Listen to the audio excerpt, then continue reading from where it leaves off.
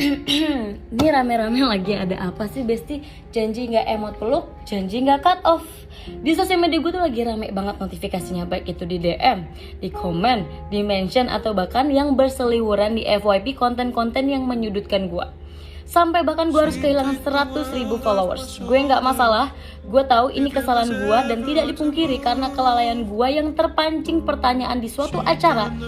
Ini terjadilah. Dan karena itu gue, Bella Tobing, secara pribadi ingin meminta maaf yang sebesar-besarnya atas kegaduhan yang gue buat sampai harus menyakiti, menyinggung, menyudutkan beberapa pihak.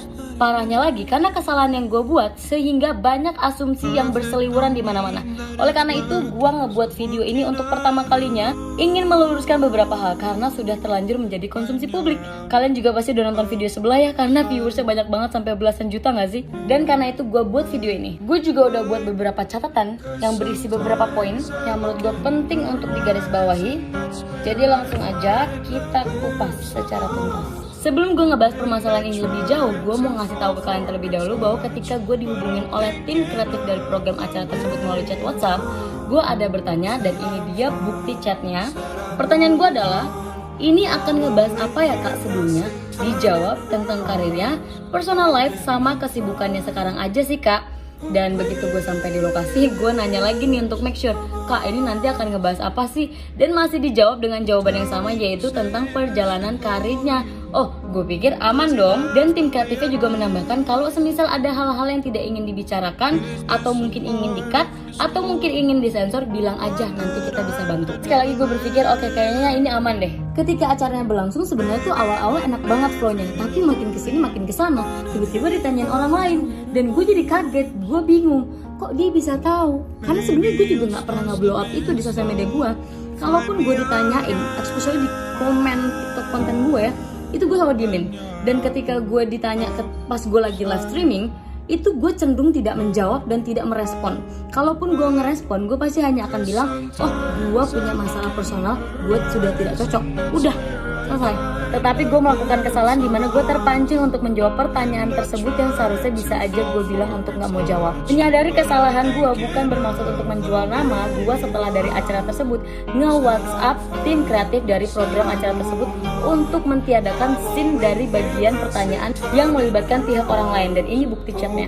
Gue paham betul statement gue itu bisa menjadi bumerang buat gue, di mana gue bisa menimbulkan banyak kesalahpahaman dan juga asumsi. Gue juga tahu bahwa ini akan menimbulkan pro dan kontra, yang mana itu sama sekali bukan hal yang gue pengenin. Tetapi begitu gue ngeliat videonya, juga bahkan sampai promosinya dan ke judul videonya, gue agak ngerasa kayak what the. Oke, nasi sudah menjadi bubur, ternyata hal yang sudah terlanjur terucap sudah tidak bisa ditarik lagi.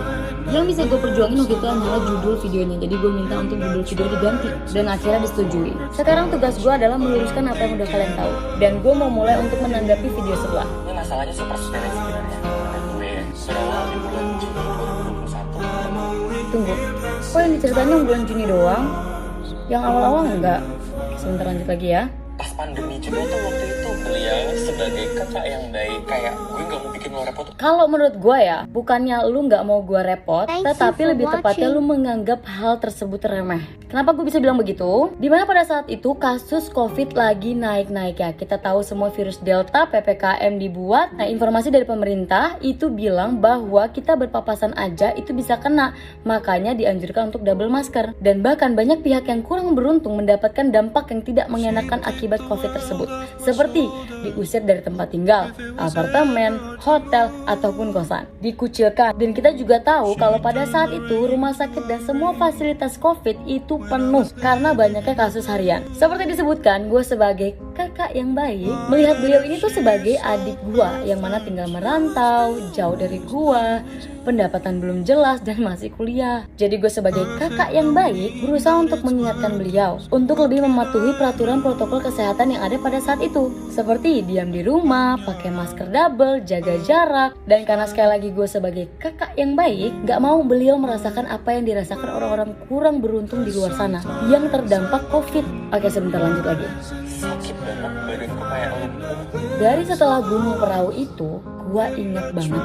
Mungkin masih ada juga di archive instastory-nya beliau bahwa beliau ini tuh jatuh sakit dan sudah dipastikan oleh beliau sendiri dengan kata-kata yang ada di instastory tersebut bilang, tapi gue nggak covid ya, soalnya gue masih bisa nyium dan ngerasain makanan. Coba deh di scroll lagi archive-nya. Dan di sini gue nge-reply ke story beliau menjelaskan bahwa ada yang namanya pasien tanpa gejala atau OTG dan itu bisa membahayakan banyak orang. Gue melihat beliau ini sebagai orang yang sudah memiliki banyak followers dan maksud gue tuh banyak orang yang nontonin lu. Kasihan nama lu, kasihan kerja keras lu. Kalau lu kena covid, siapa yang berani nolong? Banyak yang ditinggalkan keluarganya aja gara-gara covid itu nggak bisa dimandiin.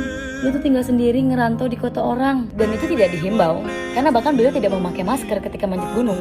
Alasannya sih karena semua udah antigen. Dan sebelum positif covid pun beliau juga sering kok keluar tanpa masker, menerima kedatangan followers atau teman tanpa memakai masker. Ini perlu gue garis bawahi ya. Kalau ini kejadiannya waktu covid lagi marak-maraknya dan naik-naiknya setelah new normal. Jadi kita semua masih pada kayak panik. Lu tuh kalau kena covid bisa diusir sama bapak kos lo, Bla bla bla blanya itu apa? Biar lebih jelas gue ada bukti chatnya. Jadi kalian nilai sendiri aja apakah hal yang gue ucapkan seperti apa yang diintonasikan oleh saudara ini. Dari perahu aku beneran kena covid. Bla bla bla bla sesuatu. Bla bla blanya itu apa? Pakai emot peluk. Gift, peluk. Dia langsung cut off. Kalau menurut gua sih ya banyak yang dikurang-kurangin dan dilebih-lebihin. Mungkin masih ada di archive instastory beliau kalau beliau nggak keberatan untuk nge-scroll. Di saat beliau ini masih covid, masih bisa terima tamu, masih bisa foto bareng, masih bisa nerima barang pemberian dari followers dan sebagainya yang mana tidak cocok seperti yang beliau ucap tadi hampir lumpuh tersebut dan bahkan hampir meninggal. Dan intonasi yang diucapkan beliau ini pun juga menurut gue tidak sesuai dengan apa yang gue kirim melalui chat WhatsApp gue. Dan tujuan gue untuk bilang hal tersebut adalah supaya beliau tidak melakukan sesuatu dengan gegabah hanya karena kesenangan semata. Karena banyak hal dalam kehidupan baik itu mau yang besar atau yang kecil ada dampak dan risikonya terhadap kita. Jadi gue gak mau beliau merasakan hal buruk tersebut. Dan kalau menurut gue, ketika lo sendiri tidak yakin sama ingatan lo akan sesuatu apalagi tanpa bukti, lebih baik jangan buat publik berasumsi gak sih? Dan ngakak sih gue waktu gue baca dan dengar ketika yang digaris besari itu adalah emoji peluk atau gif ya. Gue sebenarnya gak mempermasalahkan hal tersebut. FYI, gue kasih tau ya, dulu gue sama beliau ini satu manajer. Kenapa satu manajer? Karena beliau ini dulu masih awam dengan dunia perkonten kreatoran, nggak tahu harga, nggak tahu sistemnya. Jadi oleh karena itu gue menawarkan diri untuk manajer gue bantu dan handle beliau agar beliau tuh bisa lebih berkembang dan juga punya banyak endorsan. Gue juga punya sekretaris ya, yang mana sekretarisnya itu adalah tidak lain tidak bukan istri dari manajer gue sendiri yang profesi utamanya adalah dokter yang menangani pasien covid. Dan tanpa beliau ini tahu, gue sering banget tektokan sama manajer gue juga istrinya mengenai kondisi beliau yang waktu itu lagi sakit covid. Gue gak lepas perhatian gitu aja dan sangat berharap kalau beliau itu bisa cepat recovery. Dan beliau gak tahu hal itu. Tapi mungkin kalian boleh tanya langsung ya ke mantan manajer gue dan juga istri. Nah yang buat gue kurang suka dari sikap beliau ketika beliau ini kena dan terbukti positif covid, bukan maksudnya belajar dari kesalahan ya atau kecerobohan yang dibuat, tapi malah buat statement dengan kata-kata yang kurang pantas di instastory, menuduh siapa nih yang menularkan virus ke gue. Dan kalau gue gak salah nih, postingan instastory itu sudah di take down, jadi kayaknya udah gak bisa di scroll lagi deh. Atau mungkin beliau masih ingat, atau malah udah lupa karena gak introspeksi diri. Ya instastory itu di take down karena bukan gue aja yang merasa terganggu, tapi banyak orang yang merasa terganggu. Dan statement beliau yang bilang gue langsung nge-cut off, sebenarnya enggak. Meskipun gue sedang bermasalah dengan beliau, sampai mungkin memutuskan untuk gue meng-cut off beliau, gue tidak meng-cut off beliau dari manajemen gue atau dari manajer gue. Karena kenapa? Gue tidak mau menutup rezeki orang. Gue nggak mau main langsung ninggalin gitu aja. Sampai akhirnya ada satu keputusan di mana manajer gue harus fokus dengan gue dan tidak bisa menghandle banyak talent. Itu pun gue kasih waktu 1 bulan untuk beliau bisa cari manajer baru. Gak main langsung cut off gitu aja. Boleh tanya ke mantan manajer gue waktu itu. Dan kalian dari situ bisa melihat dan juga menilai bahwa gue nggak langsung main cut off orang gitu aja. Gue tarik lagi kata-kata yang udah gue ucapkan sebelumnya, bahwa masalah ini bukan hanya dari bulan Juni gara-gara covid. Gue gak gila, tetapi jauh sebelum itu. Dari awal pertama aja sebenarnya gue udah gak srek, tetapi gue tidak terlalu memusingkan karena pasti setiap orang punya sisi baik dan sisi buruk tanpa terkecuali gue, yang bisa ditoleransi dan juga dimaklumi.